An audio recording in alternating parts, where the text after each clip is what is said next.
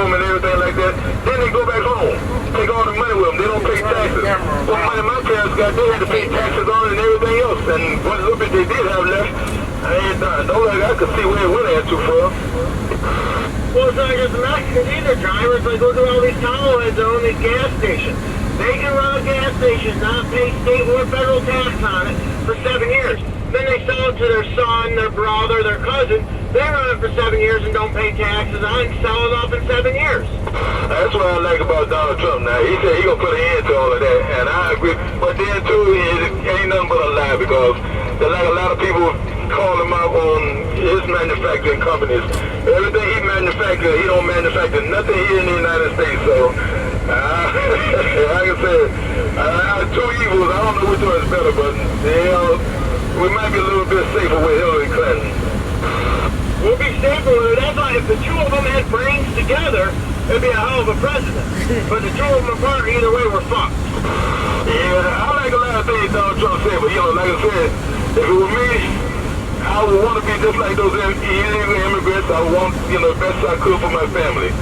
I mean, you can't blame anybody for looking and trying to do better, but same time, the country that sent them over here, if we leave this country, go over there, they don't want you to work in those countries over there. They say they don't have enough work for their people there.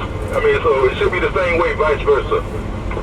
Oh, I agree with you 100% with Guy. I agree with you 110% with. I mean, I deal with sleeping in a tractor trailer all goddamn week long so I can support my family because I want better for my family. I could take a local job and make less money, but I ain't gonna be able to get my kids what I want to get my kids. That's my same situation there, man. As long as I can see mine and they ain't got to go through what I went through, yeah. They got so bad me one time. Like I said, my parents got killed when I was 7 years old, and things got kind of rough one time. I slept in the car for about 4 or 5 years there, but I thank God that he helped me, and I'm a better person for doing something like that. All right, just it, but you're doing what you gotta do to support your family. That's all that matters, driver. Yeah, but like I said, when I was 7, my parents got killed. And you think we would be able to get Social Security money? Like I said, they worked on the farm.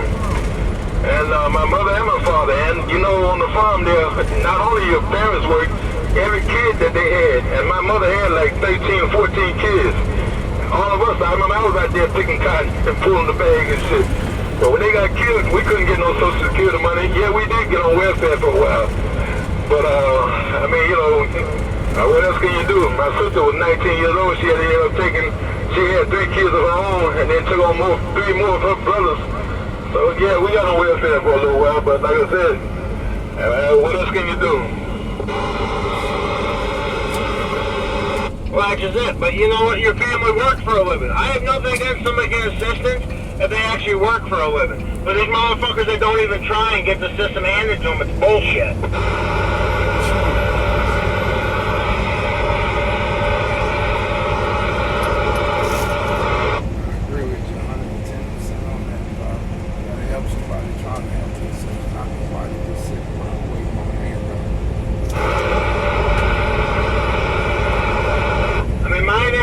Nothing is, if you need help and you're actually trying to support your family, you're trying to do what you're supposed to do, and you ask for help, by all means, help the person out. But these people that just want to sit at home and smoke crack, do heroin, whatever their drug of choice is, and have everything paid for, no, I don't agree with that. Yeah,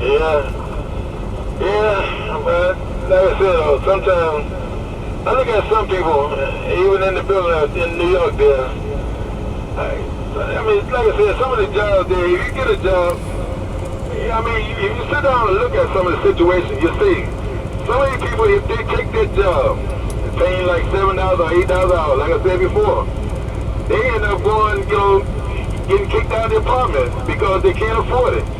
I mean, maybe you gotta get out the city, but if you don't have anybody else to, to let you live with them a while somewhere else, until you can get situated in another state or whatever, I mean, you're just trapped.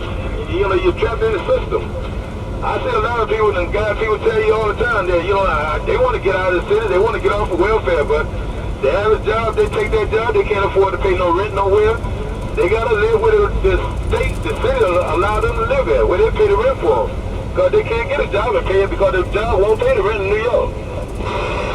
Well, that's just it. And the system, it's the government. They're just using everyone as a puppet on the string. They know that. They keep the minimum wage low so people can't save money to get out of the areas that they're in, which are poverty states, whatever you want to call them. And that's the issue. Exactly. They got them that way they want them, man. They keep getting all the welfare money there that way. I mean, and then they steal most of that money. Well, that's just it. I mean, it's pretty sad.